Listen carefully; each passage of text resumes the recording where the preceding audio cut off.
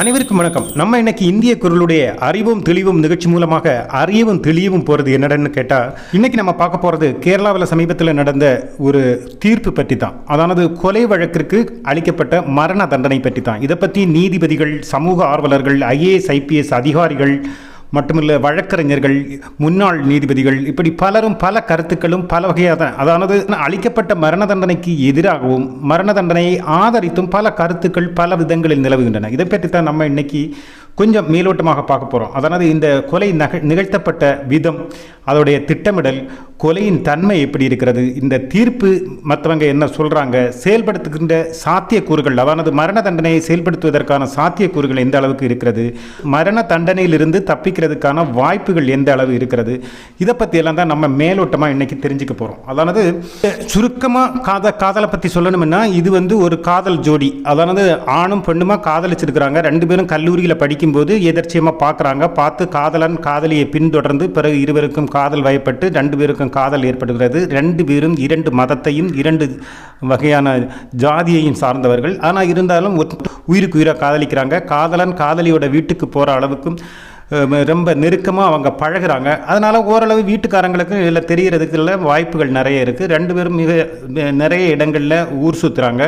ஊர் சுற்றினதுக்கப்புறம் ஒரு கட்டத்தில் இவங்க அவங்களுக்குள்ளேயே திருமணம் கூட செஞ்சுக்கிட்டதாக சொல்கிறாங்க. திருமணம் செஞ்சதுக்கப்புறம் இவங்க கணவன் மனைவியாக பல விடுதிகள்லேயும் எல்லாம் போய் தங்கி கணவன் மனைவியாக கூட இருந்ததாக கூட சொல்கிறாங்க. அதாவது உடல் அளவிலேயும் நெருக்கமாக இருந்ததாகவும் சொல்கிறாங்க. கல்யாணம் எல்லாம் நடந்தது வீட்டுக்காரங்களுக்கு தெரியாதுன்னு சொல்லப்படுது. ஒரு கட்டத்தில் வரும்போது காதலிக்கு வேற ஒரு இடத்துல, அதானது இராணுவத்தில் பணிபுரிகிற ஒரு பையன் மேலேயே அவங்க சுய மதமும் ஜாதி சார்ந்த ஒரு பையன்கிட்ட அவங்களுக்கு கல்யாணத்துக்கு ஏற்பாடு நடக்குது. அந்த கல்யாண ஏற்பாடு வந்த உடனேயே அவளுக்கு அதை அவள் விரும்புகிறா. அப்போ இதுவரைக்கும் அவள் காதலிச்சதும் கல்யாணம் பண்ணதும் ஊர் சுற்றினதை எல்லாத்தையும் மறந்துக்கிட்டு இந்த காதலனை கழட்டி விடுறதுக்கு முடிவு பண்ணுறா. அந்த நேரத்தில் காதலன் அந்த கழண்டு போகிறதுக்கு, அதானது கழட்டிட்டு சரி நீ எங்கிருந்தாலும் வாழ்க அப்படின்னு சொல்லிட்டு போகிறதுக்கு அவன் தயாரில்லை. அவன் உயிருக்கு உயிரை அவளை நேசிக்கிறான். ஆனால் அவளால் அது இல்லை, எனக்கு இந்த வாழ்க்கை தேவையில்லை அப்படிங்கிற மாதிரி அவன் நினைக்கிறான். ஆனால் காதலன் போகாததுனால சரி இனி இவனை எப்படி தவிர்க்க வைக்கிறது அப்படின்னு நினைக்கிறான். இது மட்டும் இல்லை, இன்னொரு பிரச்சனை எப்படின்னா, இவங்க இருந்த இடங்களில், அதானது இவங்க தனிமையில் ஊர் சுற்றும் போதும் சரி, தனியாக விடுதிகளில் போய் தங்கும்போதும் சரி, நிறைய வீடியோக்கள் எல்லாம் நிறைய எடுத்ததாக சொல்கிறாங்க. அந்த வீடியோக்கள் எல்லாம் இவன்கிட்ட இருந்ததாகவும் சொல்கிறாங்க. அதை அழிக்க சொன்ன போது அவன் அழிக்கவும் இல்லை. அதை ஏன் அவன் வச்சுருந்தான்னா, அதை என்னுடைய ஞாபகார்த்தமாக இது பல வருஷங்களெல்லாம் தாண்டும் போது நம்ம பார்க்கும்போது கூட இனிமையான ஒரு நினைவுகளாக இருக்கும் அப்படிங்கிறதுனால அவள் அதை அழிக்கவும் தயாராகலை. ஆனால் அவளுடைய எண்ணம் அப்படின்னா, இதெல்லாம் அழிச்சிட்டு இவனை விட்டுடலாம் அப்படின்னு எல்லாம் அவள் நிறைய முயற்சி பண்ணுறான். ஆனால் அவளுடைய மனதை இவனுக்கு சரியாக புரிஞ்சிக்க முடியல. இந்த நேரத்தில் தான் இவரை எப்படியாவது காலி செய்திடலாம் அப்படின்னு முடிவு பண்ணி கிட்டத்தட்ட ஒரு 2-3 முயற்சிகள் 7-8 மாதமாக இவங்க எடுக்கிறாங்க. அந்த 7-8 மாதமாக எடுத்த முயற்சியில் முதல் முயற்சி எப்படின்னா, பேராசிட்டமால் மாத்திரையை மாங்காய், அதாவது மேங்கோ ஜூஸ் இருக்கு இல்லையா, ரெடிமேடு மேங்கோ ஜூஸ் கடைகளில் கிடைக்கிறதில்ல மிஸ் பண்ணி அந்த மேங்கோ ஜூஸை இவனுக்கு கொடுக்க ட்ரை பண்ணுறாப்புல. ஆனால் இந்த ட்ரை பண்ணும்போது அவன் ரொம்ப கசப்பாக இருக்கிறதுனால இது ஒரு ஜூஸ் சேலஞ்ச் அப்படின்னு சொல்லிட்டு, இப்படி கசப்பாக இருக்கிற ஜூஸை நீ குடிப்பியா அப்படிங்கிற மாதிரி ஒரு சேலஞ்சு பண்ணி 2 ஜூஸை வாங்கி இல்லை கசப்பாக இருக்கிற ஜூஸை கொடுக்கும்போது அவனால் குடிக்க முடியாமல் அவன் துப்பிட்டு அன்றைக்கி குடிக்கலை. அதனால் அன்றைக்கி அவன் தப்பிக்கிறான். அதுக்கப்புறம் மிக திட்டமிட்டு மிக செயலாற்றி என்ன பண்ணியிருக்காங்க அப்படின்னா, இந்த ஒரு நாள் வீட்டுக்கு கூப்பிட்டுருக்குறாங்க. எங்கள் அம்மா இல்லை அப்படின்னு சொல்லிட்டு கூப்பிட்டுருக்குறாங்க. அதனால் அவன் அம்மா இல்லாத நேரத்தில் சரி நம்ம தனிமையில் இருக்கிறான், ஏற்கனவே இவங்க கல்யாணம் நடந்ததாக சொல்கிறதுனால தனிமையில் இருக்கிறதுக்கு ஒரு வாய்ப்பு அப்படிங்கிற மாதிரி இவன் அந்த வீட்டுக்கு போகிறாப்புல. அந்த வீட்டுக்கு போனதுக்கப்புறம் அவங்க சரி இந்த கஷாயம் அம்மா என்ன குடிக்கிறதுக்கு நிர்பந்தம் பண்ணுறாங்க, என்னால் குடிக்க முடியல அப்படின்னு அவன் சொல்ல, இல்லை இதெல்லாம் ஒரு கசப்பா அப்படிங்கிற மாதிரி அவன் சொல்ல, வேணும்னா நீ குடிச்சுப்பானே அப்படின்னு அவனை தூண்ட அவன் அந்த கஷாயத்தை குடித்ததாகவும் இந்த கதைகளெல்லாம் அந்த காலத்துலேயும் வந்தது. அப்படி இவனை எப்படியோ குடிக்க வச்சுட்டாங்க. குடிக்க வைக்கும்போது அதில் பறக்குவாட்டுங்கிற களை அழிப்பு மருந்தை தான், அதானது விஷத்தை களைகளில் எல்லாம் தெளித்தோம்னா அது 1-2 நாளில் அப்படியே கருகி போகும் தெரியுமா, அந்த மருந்தை தான் இதை கஷாயத்தில் இவங்க பயன்படுத்தியிருக்கிறாங்க. களைக்கொல்லி மருந்து அந்த கஷாயத்தில் பயன்படுத்தி அவன் அதை தெரியாமல் குடிக்கிறான். குடித்ததுக்கப்புறம் சில பாதிப்புகள் ஏற்படுது. இதில் ஒரு பெரிய சிக்கல் வர காரணம் என்னடானா, இந்த பையன் இந்த வீட்டுக்கு வரும்போது அவனுடைய நண்பன் தான் கொண்டு வந்து ட்ராப் பண்ணுறான், வீட்டு போகிறான். அதுக்கப்புறம் அவன் அடுத்து அங்கே இருந்து கிளம்பும் போதும் அவன் நண்பனை ஃபோன் பண்ணி ஏதோ கூப்பிட்டு அந்த நண்பன் வண்டியில் தான் ஏறி போகிறான். போகிற வழியிலேயே அவன் வந்து வாந்தி எடுக்கிறான். அதாவது வாந்தி எடுக்கும்போது அந்த உடல்நிலை ஒரு மாதிரி இதெல்லாம் ரொம்ப கஷ்டப்படுற மாதிரி ஃபீல் பண்ணுறான். அதுக்கப்புறம் அவன் நேராக வீட்டுக்கு போகிறான். வீட்டுக்கு போய் டயர்டில் படுக்கிறான். படுத்ததுக்கப்புறம் அவன்கிட்ட உடம்புல வந்து தூக்கி போடுது, உடம்புல நிறைய பிரச்சனைகள் வர்ற மாதிரி அவனுக்கு ஃபீல் ஆகும். வீட்டில் சொல்லி அவங்க உடனே இமீடியட்டாக ஆஸ்பத்திரியில் சேர்க்குறாங்க. ஆஸ்பத்திரியில் பார்த்து ட்ரீட்மெண்ட் எல்லாம் கொடுக்குறாங்க. 11 நாட்கள் அவன் வந்து ஆஸ்பத்திரி படுக்கையில் இருந்து அவன் வந்து கொஞ்சம் கொஞ்சமாக ஒவ்வொரு உறுப்புகளாக செயலிழந்து, அந்த செயலிழந்தது மட்டும் இல்லாமல் அது வந்து கருகி போய் கடைசியில் 11ஆவது நாள் உயிரிழக்கிறான். ஒரு சுடு தண்ணியோ இல்லைன்னா சாதாரண ஒரு தண்ணி கூட 11 நாள் குடிக்க முடியாமல் வெறும் மருந்துனாலேயே வாழ்ந்து, மருந்துனால இனி அதை வேற ரிக்கவர் பண்ணி கொண்டு வர முடியாத ஒரு சூழ்நிலைக்கு போயிட்டார் அப்படின்னு சொல்லி கடைசியில் 11ஆவது நாள் உயிரிழந்து மரணம் நடக்குது. இந்த மரணம் நடக்கும்போதும் இதை பற்றி உள்ள ஒரு சில சந்தேகங்கள். இவருடைய அண்ணன் வந்து இவருடைய ஆயுர்வேதிக் ஒரு டாக்டர். மரணப்படுக்கையில் இருக்கும்போதும் நீ கடைசியாக நீ என்ன சாப்பிட்ட அப்படின்னு கேட்டால், காதலியோட வீட்டில் இருந்து நான் ஒரு கஷாயம் சாப்பிட்டேன், அந்த கஷாயத்தில் ஏதோ விஷம் இருக்கிறதா சொல்கிறாங்க அப்படின்னு காவல்துறையோ மற்றவங்க கூட சொன்னப்போ கூட அவன் மரணப்படுக்கையில் இருக்கும்போது கூட அவன் என்ன சொன்னான்னா, என்னுடைய கிரீஷ்மா அப்படியெல்லாம் எனக்கு தரமாட்டா, எனக்கு நல்ல நம்பிக்கை இருக்குது, அங்கேருந்து வர்றதுக்கு வாய்ப்பே இல்லை, அவள் அப்படி செய்ய மாட்டா அப்படின்னு அவன் கடைசி நொடியில் கூட அந்த காதலியையும் ரொம்ப மனசார நம்பினான். ஆனால் உண்மையான அன்பும் உண்மையான காதலும் சும்மா விடாது அப்படிங்கிறதுனால என்னமோ காலில் சுற்றின வள்ளி மாதிரி காதலியை சுற்றிருச்சு அந்த பாவத்துடைய பலன் அப்படின்னு கூட சொல்லலாம். இதில் நம்ம கவனிக்க வேண்டிய ஒரு விஷயம் என்னடான்னா, நம்ம பரஸ்பரம் காதல் நடக்கும்போது இல்லைன்னா காதல் செய்யும்போது காதலனுக்கும் காதலிக்கும் உண்மையான யதார்த்தமான அன்பு இருக்காங்கிறது அவங்க பரஸ்பரம் புரிஞ்சிக்க வேண்டிய ஒரு மிக முக்கியமான விஷயம். இன்னொரு விஷயம் என்னடான்னா, காதலனுக்கோ காதலிக்கோ பிடிக்கலை, இனி நம்ம பிரிஞ்சுக்கலாம் அப்படின்னு ஒரு கட்டம் வந்துச்சுன்னா கட்டாயம் பிரிஞ்சு போகிறது நல்லது. அது கணவன் மனைவியாக இருந்தால் கூட இந்த காலத்தில் முன்னுக்கெல்லாம் வந்து கொஞ்சம் அட்ஜஸ்ட் பண்ணி எல்லாம் வாழ்கிறாங்க. இன்றைக்கி அப்படி இல்லை. அதனால் முடியலை அப்படின்னா உடனே பிரிஞ்சு போகிறது பெட்டர் அப்படின்னு நினைக்கிறோம்.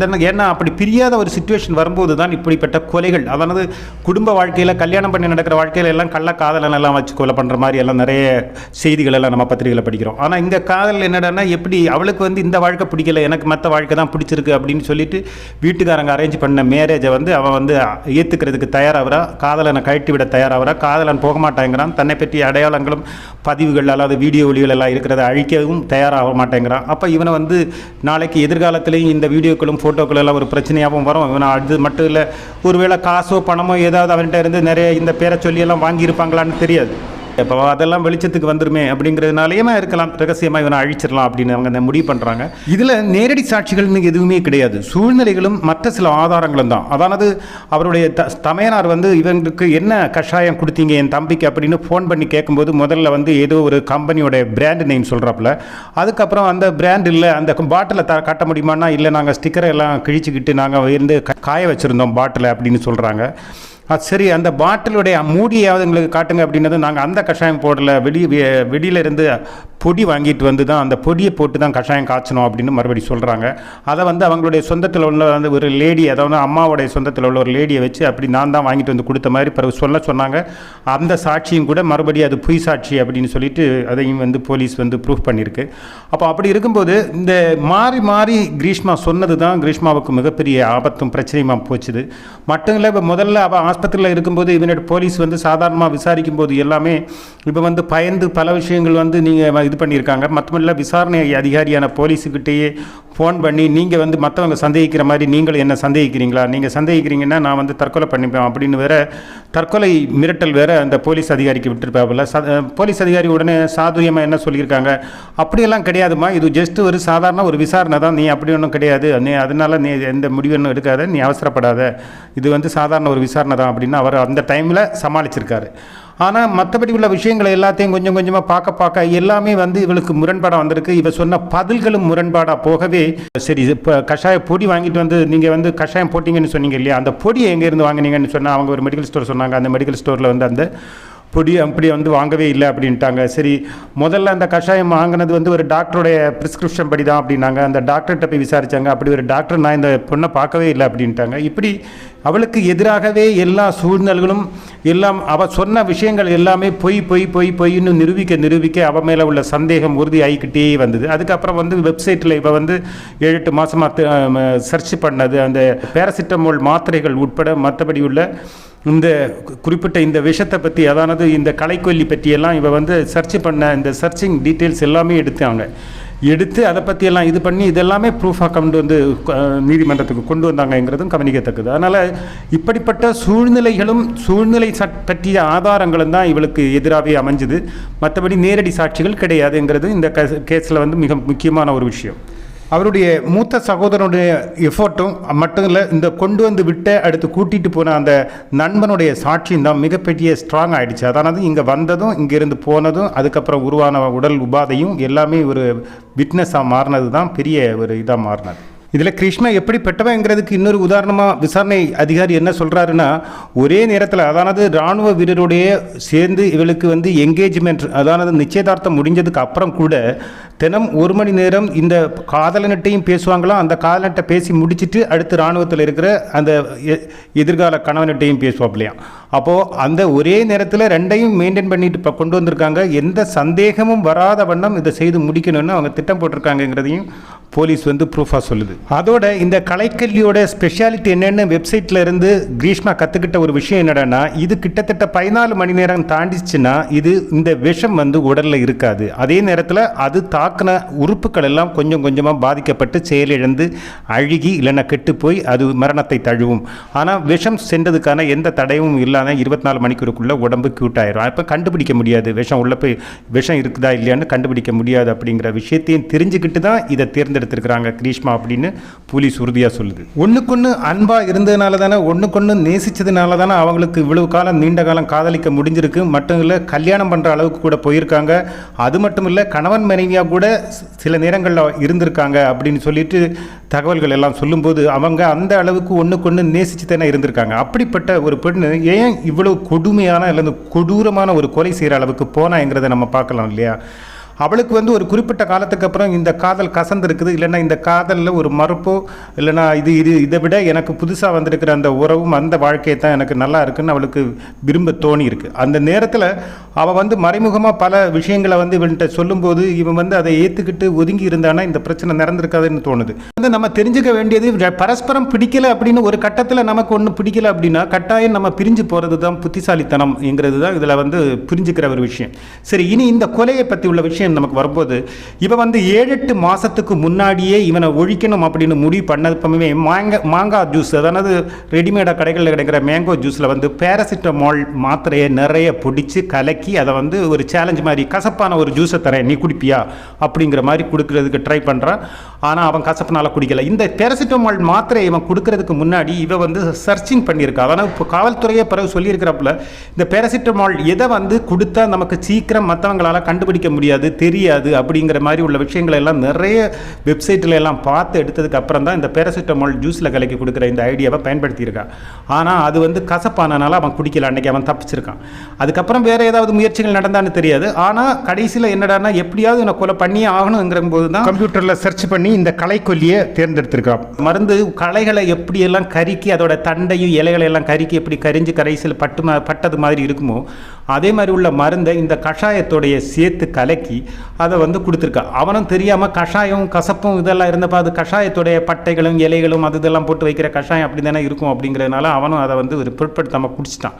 ஆனால் குடித்ததுக்கப்புறம் என்ன நடந்துச்சுன்னா, அது இன்ச்சு பை இன்ச்சா, மில்லிமீட்டர் பை மில்லிமீட்டராக கிட்னி, லிவரு, கரள், லங்ஸு, இரத்த நாளங்கள் எல்லாத்தையுமே கொஞ்சம் கொஞ்சமாக அதை எரிச்சிருச்சு. அதனால் எரித்து அது வந்து ஒரு மாதிரி அவிஞ்சது மாதிரி ஆகி கருத்து இதாகி அது செயலிழந்து அது அப்படியே இது பண்ண. அதாவது இஞ்சிஞ்சாக அவன் அந்த வலியை உணர்ந்து தான் இறந்துருக்கிறான். அவன் ரொம்ப கஷ்டப்பட்டு ரொம்ப கொடுமையான ஒரு மரணத்தை வந்து அவன் தழுவி இருக்கிறாங்கிறது தான் இதில் இருந்து தெரியுது. அதனால் கொஞ்சம் கொஞ்சமாக அந்த உறுப்புகள் எல்லாம் எரியும் போது என்ன ஆகும் அப்படின்னு.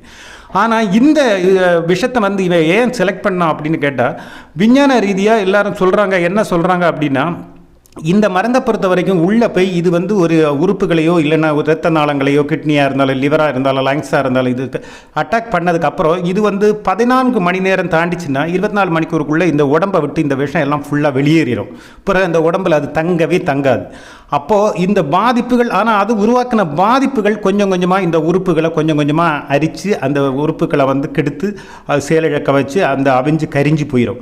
ஆனால் இது எதனால் நடந்தது அப்படின்னு சீக்கிரம் கண்டுபிடிக்க முடியாது. ஏன்னா விஷத்தன்மை உடம்புல இருக்காது. மட்டும் ஏதோ ஒரு துருசு மட்டும் இருந்துச்சு அப்படிங்கிறது தான் இதை பார்த்தாங்க. மட்டும் இதுக்கு வந்து நேரடி சாட்சிகளும் கிடையாது, நேரடி குற்றவாளியும் நேரடி சாட்சிகளும் கிடையாது. அனுமானங்களும் சூழ்நிலையும் சந்தர்ப்பங்களும் மட்டுமில்ல, சந்தேகம் இல்லாத சில ஆதாரங்களும் தான் இவளுக்கு தண்டனை கிடைக்கிறதுக்கு ஒரு காரணமாக போச்சு. எதா இருந்தாலும் அந்த பையனை பற்றி உள்ள காதல் அந்த விஷயங்கள் எல்லாம் ஒரு பக்கம் இருந்தாலும் வீட்டுக்காரங்களுடைய ஒத்துழைப்பு இல்லாமல் வீட்டில் அந்த பையன் வர்ற அளவுக்கு உறவு இருக்குமா? அப்போ வீட்டுக்காரங்களுக்கு தெரியாமல் தான் இந்த காதல் நடந்திருக்குமாங்கிற மிகப்பெரிய ஒரு கேள்வி இருக்குது. அப்போ அந்த கேள்வி இருக்கும்போது ஏற்கனவே வீட்டுக்காரங்களுக்கு தெரிஞ்சு தான் இந்த காதல் நடந்துட்டு இருந்திருக்கலாம் அப்படிங்கிற ஒரு ஒரு பேச்சும் அங்கே இருக்குது. அப்போ வீட்டுக்காரங்களையும் இதில் ஒரு குற்றவாளியாக இருக்கிறது மட்டும் இல்லை, இந்த குற்றவாளியாக இதில் வந்து கொலை பண்ணுறதுக்கு அந்த பெண்ணுடைய மாமனாரும் அம்மாவும் துணை செஞ்சாங்கன்னு சொல்லி கடைசியில் அம்மா வந்து இதில் உடன்பாடு இல்லை அப்படின்னு அம்மாவை வந்து சும்மா விட்டுச்சு நீதிமன்றம். ஆனால் மாமாவை வந்து 3 வருஷம் ஏதோ வந்து துணை புரிஞ்சதா இல்லைன்னா மருந்து வாங்கி கொடுத்ததா ஏதோ தண்டனையை தண்டிச்சதாகவும் சொல்கிறாங்க.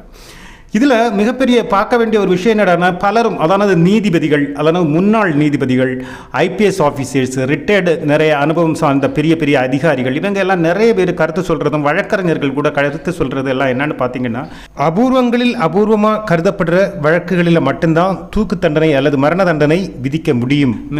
இந்த பெண்ணுக்கு மரண தண்டனை அளித்தது வந்து நெய்யாற்றின்கரையில் உள்ள செக்ஷன் நீதிமன்றம் தான் இந்த பெண்ணுக்கு மரண தண்டனை விதிச்சிருக்கு. அந்த நீதிமன்றம் விதித்த மரண தண்டனை வந்து ஆதரிக்கிறவங்களும் இருக்கிறாங்க, இல்லை இது வந்து கொஞ்சம் அதிகம் ஆயிடுச்சு அப்படின்னு சொல்கிறவங்களும் நிறைய பேர் இருக்கத்தான் செய்கிறாங்க.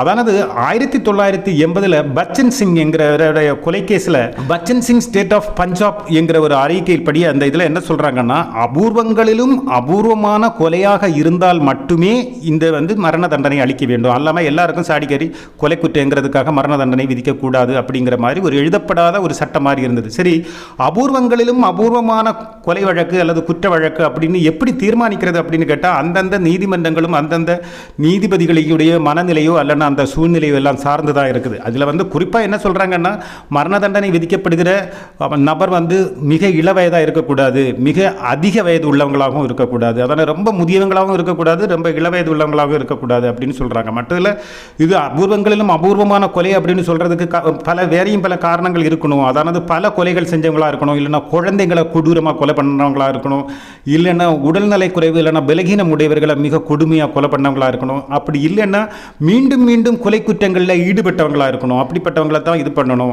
அல்லாமல் வந்து எப்படி அப்படின்னு சில கேள்விகள் வைக்கிறாங்க. ஆனால் இதுக்கு வந்து ஒரு சரியான வரையறை கிடையாது. அந்தந்த நீதிமன்றங்களும் அந்தந்த நீதிபதிகளும் தான் அந்த அபூர்வங்களில் அபூர்வமானதா அப்படின்னு தீர்மானிக்கிறாங்கங்கிறது தான் இதில் உள்ள ஒரு பெரிய பிரச்சனை. அந்த பிரச்சனை இருக்கிறதுனால இப்போ வந்து இந்த செக்ஷன் கோடதியில் இருக்கிற இந்த நீதிபதி ஏஎம் பஷீர் என்கிறவர் வந்து இது அபூர்வங்களிலும் அபூர்வமானது, அதாவது அவ வந்து பல மாதக்கணக்காக திட்டமிட்டு இந்த கொலைக்கு அளிக்கப்பட்ட இந்த விஷத்தை பற்றியெல்லாம் வெப்சைட்டுகளில் அதாவது வலைதளங்களில் போய் மிக ஆராய்ச்சி செஞ்சு ஆய்வு செஞ்சு இதோடைய பலம் என்னது, இது என்னெல்லாம் பண்ணுனா இது குடிக்கும்போது என்னெல்லாம் பிரச்சனைகள் வரும் அப்படிங்கிறதெல்லாம் நல்லா தெரிஞ்சு திட்டமிட்டு இதை கொடுத்துருக்கிறா. அதனால் அவள் வந்து இவ்வளவு கொடூரமான ஒரு கொலையை 11 நாள் தண்ணி கூட இறங்காமல் கொஞ்சம் கொஞ்சமாக உறுப்புகள் எல்லாம் எரிஞ்சு அவிஞ்சு அந்த உறுப்புகள் எல்லாம் சேதமடைஞ்சு போய் தான் இறப்பான் அப்படிங்கிறதெல்லாம் தெரிஞ்சு தான் அவள் பண்ணியிருக்கிறா. அப்படிங்கிறதுனாலையும் திட்டமிட்டு பண்ணியிருக்கிறதுனாலையும் இது வந்து ஒரு அபூர்வத்திலும் அபூர்வமான கொலை தான். சமூகத்தில் காதலை பற்றிய உள்ள ஒரு தவறான கருத்தையும் இவர் வந்து ஒரு பிம்பத்தையும் உருவாக்கி இருக்கிறா அப்படிங்கிற மாதிரி நீதிபதி நிறைய இதுக்கு விளக்கம் சொல்கிறாங்க. ஆனால் இதை வந்து சரி இவ்வளவு இளமையான ஒரு பெண்ணை அந்த அளவுக்கு இவ்வளவோ கொலை குற்றங்கள் நடக்குது அப்படி இப்படின்னு இதை வந்து மறுக்கிறவங்களும் நிறைய பேர் இருக்கிறாங்க. அவங்க எல்லாம் வந்து ஆதரிக்கிறவங்களும் இருக்கிறாங்க, அதில் பெரும்பாலும் எதிர்க்கிறவங்களும் ஆதரிக்கிற அளவுக்கு எதிர்க்கிறவங்களும் இருக்கிறாங்க. இது வந்து அந்த அளவுக்கு அதாவது மரண தண்டனை கொடுக்குற அளவுக்குலாம் ஒரு பெரிய குற்றம் கிடையாது. ஆனால் அந்த இப்போ வந்து இவ்வளவு காதலை வந்து இவ்வளவு கொச்சைப்படுத்தின அல்லது காதலிச்ச ஒரு உயிராக காதலிச்ச ஒரு நண்பனை வந்து கொலை பண்ண வந்து பிறகு எதுக்கு உயிரோட வச்சிருக்கணும் அப்படிங்கிற மாதிரி பெரிய வெறியோடையும் இனி இவ வந்து இருக்கக்கூடாதுங்கிறதையும் ஒரு இளைஞனை இவ்வளவு கொடுமையாக கொலை பண்ண விடக்கூடாது அப்படிங்கிற மாதிரியும் ஒரு தரப்பு வந்து மிக அதான கொடுத்த மரண தண்டனை சரியானதுங்கிற விதத்திலையும் பேசிக்கிறாங்க. சரி, இனி மரண தண்டனை கொடுத்தாச்சு. மரண தண்டனை கொடுத்து இந்த மரண தண்டனை நிறைவேறுற அளவுக்கு இந்தியாவில் அப்படி என்ன நடக்குதா அப்படின்னு கேட்டால், இப்போ வந்து இந்தியாவில் வந்து நிறைய மரண தண்டனை கைதிகள் கிட்டத்தட்ட 600-700 மரண தண்டனை கைதிகள் இப்போவும் சிறைகளில் இருக்கிறதா சொல்கிறாங்க. அதாவது ஆல் ஓவர் இந்தியாவில், அதுலேயும் குறிப்பாக தமிழ்நாடாக இருந்தாலும் கேரளாவாக இருந்தாலும் நிறைய பேர் இருக்கிறாங்க. கேரளாவில் கிட்டத்தட்ட 35 பேர் மரண தண்டனை கைதிகள் இப்போவும் இருக்கிறாங்க அப்படின்னு சொல்கிறாங்க. கடைசியாக கேரளாவில் மரண தண்டனை நிறைவேற்றப்பட்டது அப்படின்னா ரிப்பர் சந்திரன் அப்படிங்கிற ஒரு நபரை வந்து 1991 ஜூன் 6ஆம் தேதி தூக்கிலிட்டிருக்கிறாங்க. அதுதான் கடைசியாக கேரளாவில் தூக்கிலிடப்பட்டது. கேரளாவிலேயே முதலாக பெண்ணிற்கு தூக்கு தண்டனை விதித்ததும் இதே நீதிபதி தான். அதே நீதிபதி தான் இப்போது 2வது பெண்ணிற்கும் தூக்கு தண்டனை விதி கொடுத்திருக்கிறார். மற்றதில் இதில் ஒரு பெரிய விஷயம் என்னன்னா, இந்திய அளவிலேயே மிக குறைந்த வயதுடைய பெண்ங்கிறதும் இங்கே குறிப்பிடத்தக்கது. மிக வெறும் 24 வயசு தான் இந்த பொண்ணுக்கு ஆகிறது அப்படிங்கிறதும் இங்கே கவனிக்கப்பட வேண்டிய ஒரு விஷயம். எல்லாம் ஒரு பக்கம் இருக்கும்போது இதெல்லாம் இனி நிறைவேற்றுறதுக்குள்ள வாய்ப்புகள் எந்த அளவுக்கு இருக்குது அப்படின்னு பார்த்தீங்கன்னா, இவங்களுக்கு இனி வந்து ஹைகோர்ட்டில் போய் அப்ளை பண்ண முடியும். அபூர்வங்களிலும் அபூர்வமானதா அப்படிங்கிறது வந்து அந்த நீதிபதிக்கு அப்படி இல்லை, இது ஒரு சாதாரண கொலை வழக்கு, இல்லை குற்றவாளிக்கு வந்து திருந்துறதுக்கு ஒரு வாய்ப்பு கொடுக்கணும் அப்படின்னு நினச்சா ஒருவேளை இதை ஆயுள் தண்டனையாக குறைக்கிறதுக்குள்ள வாய்ப்புகள் அதிகம். அப்போது ஒருவேளை இதை இல்லை அப்படி குறைத்து விட்டால் உடனே நம்மளுடைய அரசு தரப்பு வேணும்னா வந்து ஹைகோர்ட்டில் இல்லைன்னா சுப்ரீம் கோர்ட்டில் நேராக அடுத்து சுப்ரீம் கோர்ட்டில் போய் இல்லை இந்த கைதிக்கு வந்து மரண தண்டனை கொடுத்தே ஆகணும்னா அவங்களுக்கு மறுபடியும் அப்பீல் பண்ணுறதுக்கு அரசு தரப்பிற்கு முடியும். அப்படி இல்லை இவங்களுக்கு மரண தண்டனையை வந்து உயர்நீதிமன்றம், அதாவது மாநில அளவிலான உயர்நீதிமன்றம் இது வந்து மரண தண்டனையை உறுதி செஞ்சிச்சுன்னா இந்த கைதிக்கு இப்போ வந்து இந்த குற்றவாளின்னு சொல்லப்படுபவர்களே வேணால் உச்சநீதிமன்றத்தில் போய் மறுபடியும் என்ன பண்ணலாம், இவங்களுக்கு அப்பீல் பண்ணலாம், எனக்கு வந்து மரண தண்டனையிலேருந்து விலக்கு தரணும் அப்படின்னு. அப்போ அங்கேயும் நீதிபதி வந்து ஒருவேளை இவங்களுக்கு விலக்கு அளிக்கலாம், ஆயுள் தண்டனையாக குறைக்கலாம். ஆயுள் தண்டனை இல்லை அப்படின்னா மரண தண்டனையை உறுதி செஞ்சால் இவங்களுக்கு அடுத்த ஒரு வாய்ப்பு இருக்குது. அடுத்த ஒரு வாய்ப்பு எதுன்னு கேட்டிங்கன்னா, நம்மளுடைய இந்திய நாட்டுடைய முதல் குடிமகனான நம்மளுடைய ஜனாதிபதியுடைய கருணை மனு, அவருக்கு வந்து நினைச்சா இந்த கைதியுடைய வழக்குகளை எல்லாம் ஓரளவு வாசிச்சுட்டு இல்லை சரி இந்த பொண்ணு வந்து சரி பரவாயில்ல ஏதோ சந்தர்ப்ப சூழ்நிலையில் செஞ்சுச்சா அப்படிங்கிற மாதிரியோ, இல்லைன்னா சாதாரண ஒரு கொலைக்கு அவளுக்கு திருந்துறதுக்கு ஒரு வாய்ப்பு கொடுப்போம் அப்படிங்கிறதுனாலையோ, அறியாத வயசில் தெரியாமல் செஞ்சுட்டாங்கிற மாதிரியோ ஏதாவது அவர் மனசில் அப்படி நினச்சி வேணுன்னா அவருக்கு வந்து சைன் பண்ணால்னா இவங்களுக்கு வந்து மறுபடியும் ஆயுள் தண்டனை குறையிறதுக்கு வாய்ப்பு இருக்குது. இல்லை அவரே உறுதி பண்ணிட்டாருன்னே வைங்க, அப்படி உறுதி பண்ணிட்டா கூட அந்த மரண தண்டனையை மறுபரிசீலனை செய்கிறதுக்கு மறுபடியும் சுப்ரீம் கோர்ட்டில் அப்பீல் பண்ண முடியும்.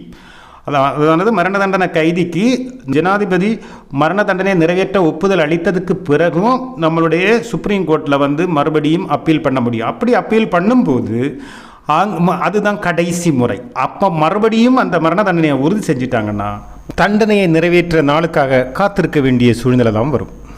இன்னொன்று ஒரு விஷயம் என்னடான்னா, தன்னுடைய பாதுகாப்பிற்காகவோ இல்லைன்னா தான் வந்து ரொம்ப பொறுமையாக பொறுத்து பார்த்து தாங்க முடியாத ஒரு நிலைமை வந்தப்போ செஞ்சது மாதிரியோ, இல்லைன்னா தன்னுடைய தற்காப்பிற்காகவோ இல்லை அப்போது ஏற்பட்ட திடீர்னு ஏற்பட்ட ஒரு மன ஆத்திரத்தினாலேயோ செய்ததில்லை. தன்னுடைய சுயநலத்திற்காக தன்னை அளவற்று நேசித்தவனை பற்றி கொஞ்சம் கூட யோசிக்காமல், அவனுக்கு ஏற்பட போகிற மிகப்பெரிய பாதிப்பை பற்றி கூட கொஞ்சம் கூட சிந்திக்காமல் முழுக்க சுயநலத்தோடு மட்டுமே பல மாதக்கணக்கான திட்டமிட்ட தேடல், அதாவது எப்படி கொலை பண்ணுறது, எப்படி கொலை பண்ணால் மாட்டிக்க மாட்டோம், என்னெல்லாம் நல்ல இன்டர்நெட் வழியாக ரிசர்ச் பண்ணி தெரிஞ்சுக்கிட்டு இதை செயல்படுத்தி இருக்கிறாங்கங்கிறது தான் இதில் மிகப்பெரிய கொடுமையாக சொல்கிறாங்க. இன்னொரு விஷயம், இந்த பொண்ணு வந்து ரொம்ப படிக்கிறதுக்கு படு சுட்டின்னு சொல்கிறாங்க. அந்த அவளுடைய படிப்பு திறமையை வந்து அவள் வந்து தவறான வழியில் பயன்படுத்தினாங்க, இல்லைன்னா பெற்றோர்கள் அவளுக்கு தவறான வழியை காட்டினாங்க, இல்லைன்னா அவளுடைய தவறான வழிகளுக்கு பெற்றோர்கள் உடந்தையாக இருந்து பிறகு வந்து அதை வந்து மாற்றிக்கிறதுக்கு முயற்சி பண்ணாங்க அப்படின்னு சொல்லலாம். இதனால் பிள்ளைங்களும் பெற்றோர்களும் இதன் மூலம் விழிப்படைய வேண்டியது மிக மிக முக்கியம். மட்டுமில்லை, தேவையில்லாமல் உறவுகளில் எல்லாம் உருவாக்கி பிறகு சிக்கலில் மாற்றதை விட ஒழுக்கமாக படிக்கிற காலத்தில் படித்து அதுக்கப்புறம் நம்மளுடைய வாழ்க்கையை பெற்றோர்களோடு சேர்ந்து அமைச்சிக்கிறது தான் புத்திசாலித்தனமும் நல்லது. கேரளா முழுவதும் அறியப்படுகிற இந்த பெண்ணுடைய நிலைமை வந்து ரொம்ப பரிதாபத்துக்குரியது. அதாவது வாழ்க்கையை நம்ம முதல்ல தீர்மானிக்கும் போது நம்ம வந்து பெற்றவர்கள் சொல்கிற பேச்சை கேட்டு வாழ்க்கையை வாழ்ந்திருக்கணும். அது எல்லை மீறி போகிறது மிகப்பெரிய தப்பு. அது மட்டும் இல்லை, பெற்றோர்களும் மகளை வந்து நல்ல வழி காட்டணும். தவறுகள் நடக்கும்போது அதுக்கு ஆதரவெல்லாம் அளிக்கு ஏதோ இப்போ பணம் கிடைக்கும் முன்னாலோ இல்லைன்னா வேறு ஏதாவது ஒரு நோக்கத்திலேயோ பழக விட்டுக்கிட்டு பிறகு திடீர்னு தங்களுக்கு ஒரு வசதியோ வாய்ப்புகள் எல்லாம் வரும்போது இப்படி உள்ள வேலைகளை எல்லாம் காமிக்கிறதுக்கும் அவங்கள தவிர்க்கிறதுக்கெல்லாம் முயற்சி பண்ணும்போது கடவுள்னு ஒரு ஆள் பார்த்துக்கிட்டே இருப்பாருங்கிறத மறந்துடக்கூடாது. மறுபடியும் மரண தண்டனையை சுப்ரீம் கோர்ட் உறுதி செஞ்சிச்சுன்னா ஒன்றுமே பண்ண முடியாது. ஒருவேளை அந்த மரண தண்டனையை மறுபடியும் இது எல்லாத்தையுமே இவ்வளவு தூரம் போராடி இருக்கா, இவ்வளவு வாழ்றதுக்கு ஆசைப்படுறா, ஒருவேளை திருந்தி வாழ்ந்துடுவாளோ அப்படிங்கிற ஒரு நப்பாசையில் நீதிமன்றம் அவளுக்கு வந்து மறுபடியும் ஒரு ஆயுள் தண்டனையாக குறைச்சி திருந்தி வாழ்றதுக்கு ஒரு வாய்ப்பு, கொஞ்ச காலம் சிறையில் இருந்துட்டு அடுத்து போய் திருந்தி வாழ்மா அப்படின்னு சொல்லிட்டு ஒரு வாய்ப்பு கொடுக்கறதுக்கும் வாய்ப்பு இருக்கு. ஆக மரண தண்டனை நிறைவேற்றப்பட்ட எல்லா கைதிகளும் மரண தண்டனை உடனடியாக நிறைவேற்றப்படுவது இல்லை. அப்படிதான் நம்மளுடைய இந்தியாவை பொறுத்த வரைக்கும். மட்டும் இல்லை, இந்தியாவில் வந்து கிட்டத்தட்ட இப்போவும் 500-600 பேர் இருக்கிறாங்க. ஆனால் ஒரு பிரச்சனை என்னடான்னா, மரண தண்டனை கைதியாக இருக்கிறவங்களுக்கு பரோல் எல்லாம் அதிகமாக கிடைக்காது, வெளியே வர முடியாது. வாழ்க்கை ஃபுல்லாகவே ஒரு கட்டத்தில் அவங்களே நினைப்பாங்க, எதுக்குடா மரண தண்டனை வச்சு இவங்க நிறைவேற்றி இருந்தால் கூட போய் சேர்ந்துருக்கலாமே அப்படிங்கிற மாதிரி ஒரு நினைப்புக்கு அவங்க வந்துடுவாங்க, வாழ்க்கையோட விரக்தியோட எல்லையை தொட்டு. அதனால் மரண தண்டனை கைதிகளுக்குள்ள ஒரு பெரிய பிரச்சனை, சாதாரண ஆயுள் தண்டனை கைது மாதிரி இடையில இப்போ 1 வருஷமோ 2 வருஷமோ 5 வருஷமோ போகும்போது எல்லாமே வந்து பரோலில் வெளியே வர்ற வாய்ப்புகள் எல்லாம் வந்து கிடைக்கிறது இல்லைங்கிறது ஒரு பெரிய பிரச்சனை. ஆக பெற்றவர்களாக இருந்தாலும் குழந்தைகளாக இருந்தாலும் காதலர்களாக இருந்தாலும் தன்னுடைய அன்பையும் பாசத்தையும் காதலை எல்லாம் பரஸ்பரம் தெரிஞ்சுக்கிட்டு ஆழமாக இருந்தால் தொடர்ந்து சேர்ந்து பயணிங்க. இல்லைன்னா தேவையில்லைன்னா டாட்டா காட்டி சந்தோஷமாக பிரிஞ்சு அவங்கவங்க வாழ்க்கையை அவங்கவங்க பாருங்கள். இதில் இருந்து ஒரு பாடத்தை தெரிஞ்சுக்கோங்க.